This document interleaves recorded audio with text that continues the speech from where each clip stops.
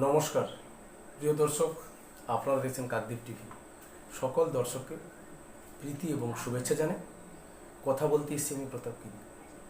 গত 5ই আগস্টের বাংলাদেশে শেখ হাসিনার বাংলাদেশ ছাড়ার পরে কোনো আন্তর্জাতিক ব্যক্তিত্ব প্রথম বাংলাদেশে পদার্পণ করলেন রাষ্ট্রসংঘের মহাসচিব অ্যান্তোনিও গুতেরেস।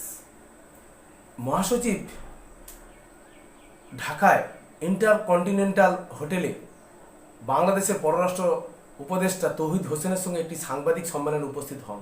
সেখানে তিনি যে কথা বলেন সেটা যথেষ্ট বিস্ফোরক, যে বাংলাদেশ সম্পর্কে নাকি অপপ্রচার চালানো হচ্ছে, ভুল তথ্য পরিবেশন করা হচ্ছে, এই কথা তিনি বলেছেন। কিন্তু আমরা যদি ইতিহাসটা বিশ্লেষণ করি, একজন খ্যাতনামা ব্যক্তিত্ব, বিশ্বে শান্তি প্রতিষ্ঠার ক্ষেত্রে যে সংস্থার অগ্রণী ভূমিকা রয়েছে রাষ্ট্রসংঘ, তার মহাসচিব যদি এই কথা বলে, কোথাও বাংলাদেশের নিপীড়িত মানুষের কাছে এই ভুল বার্তা যায়। তিনি যেভাবে রোহিঙ্গাদের সম্পর্কে কথা বলেছেন, যে আমাদের ভুললে চলবে না, বাংলাদেশে লাখ লাখ যে রোহিঙ্গা রয়েছে তাদের সম্পর্কেও আমাদের চিন্তিত হওয়া দরকার রয়েছে। তিনি বিশ্বের সার্বিক প্রতিষ্ঠানের উপরে যে বার্তা দিয়েছেন, যে আমাদেরকে ভাবতে হবে তারা কিভাবে আছে, সেটা আমাদের ভুললে চলবে না। কিন্তু তিনি একবারও উল্লেখ করলেন না যে 5ই আগস্টের পরে এখনো পর্যন্ত ওই দেশে যে সংখ্যালঘু সম্প্রদায়ের হিন্দু সনাতনী যারা রয়েছে, সংখ্যালঘুরা রয়েছে, তাদের প্রতি যে অভব্য আচরণ এবং অন্যায় আচরণগুলো হয়েছে তার সম্পর্কে তিনি একটি শব্দ খরচ করলেন না। এটাই বিশ্ববাসীকে অবাক করল।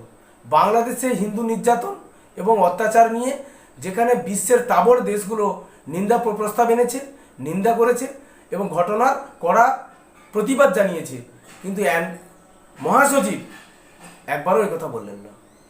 তিনি কক্সবাজারে রোহিঙ্গা শিবিরে গিয়ে তিনি ইফতার পার্টিতে ছিলেন, গিয়ে তিনি রোহিঙ্গাদের সঙ্গে সময় কাটিয়েছেন। এখন যে বিষয়ে সবচেয়ে বড় প্রশ্ন দাঁড়িয়েছে, যে এইভাবে যদি চলে একজন আন্তর্জাতিক খ্যাতনামা ব্যক্তি, যেখানে তাদের দায়িত্ব বৈশ্বিক ভারসাম্য এবং শান্তি প্রতিষ্ঠায় বারবার ভূমিকা নিতে দেখা গেছে রাষ্ট্রসংঘকে, কিন্তু সেই রাষ্ট্রসংঘের মহাসচিব হিন্দু নিপীড়নের বিষয়ে কোনো কথা বলেননি।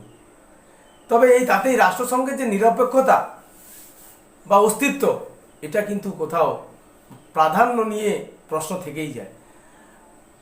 যে হাসিনা সরকারের পতনের পর যেভাবে বাংলাদেশের সংখ্যালঘুদের উপর বিপর্যয় নেমে এসছে, সেই বিপর্যয় নিয়ে একটি লাইন বা একটি শব্দ তিনি খরচ করেননি। এটাই বিশ্বকে ভাবাচ্ছে।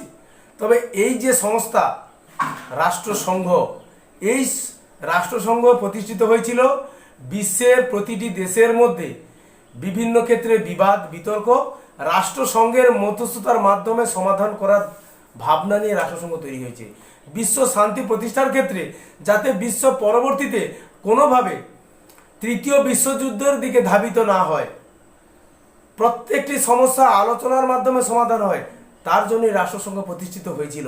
কিন্তু সেই রাষ্ট্রসংঘের ভূমিকা আজকের দিনে কি রয়েছে সর্বজন বিদিত, সবাই সেটা জানে এবং তার প্রমাণিত তথ্যগুলো রয়েছে, যে 5ই আগস্টের পরে সংখ্যালঘুদের উপর কি নিদারুণ অত্যাচার নেমে এসছে এখনো পর্যন্ত।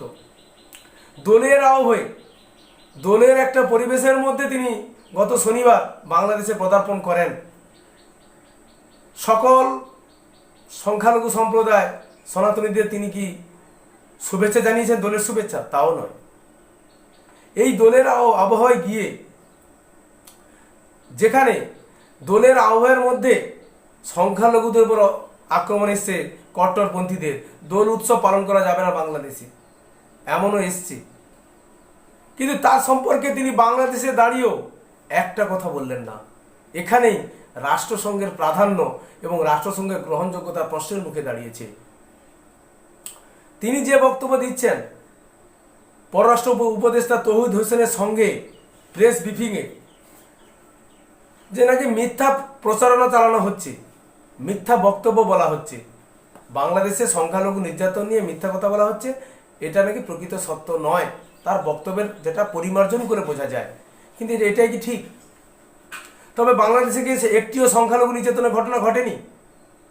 তিনি যদি রোহিঙ্গাদের নিয়ে তার দরদ এত উথলে পড়ে থাকে, রোহিঙ্গা মুসলমানদের নিয়ে, যারা মায়ানমার থেকে বিতাড়িত হয়েছে, বাংলাদেশে নাফ নদী পেরিয়ে টেকনাফ দিয়ে বাংলাদেশে প্রবেশ করে যারা কক্সবাজার এবং সংলগ্ন এলাকায় রাষ্ট্রসংঘ রোহিঙ্গা শিবিরে যারা বসবাস করছে, তাদের সম্পর্কে তিনি যে দরদ দেখিয়েছেন, তিনি যে মানসিকতা দেখিয়েছেন, আজকের উপর্যুপরি যে সনাতনীদের উপর যে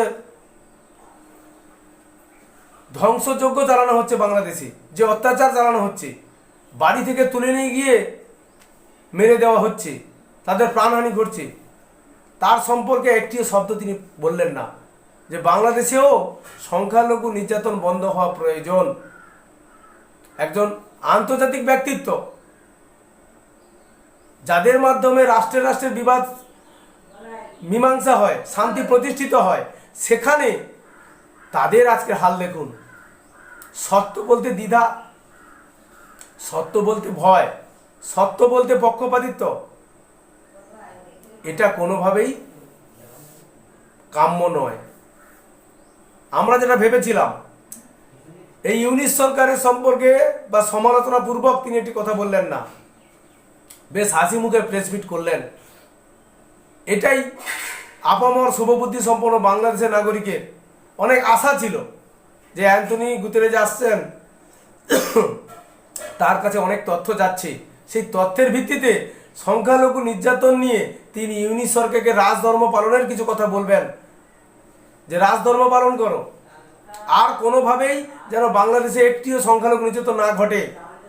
কিন্তু তিনি বিশ্বের সকল প্রতিষ্ঠানকে আহ্বান জানিয়েছেন যাতে এই রোহিঙ্গাদের সম্পর্কে তারা চিন্তা ভাবনা করে, কিভাবে তারা থাকবে, আগামী দিনে কিভাবে চলবে, কিভাবে সাহায্য তাদের কাছে পৌঁছে দেওয়া হবে, এসব বিষয়ে তিনি কথা বলছেন।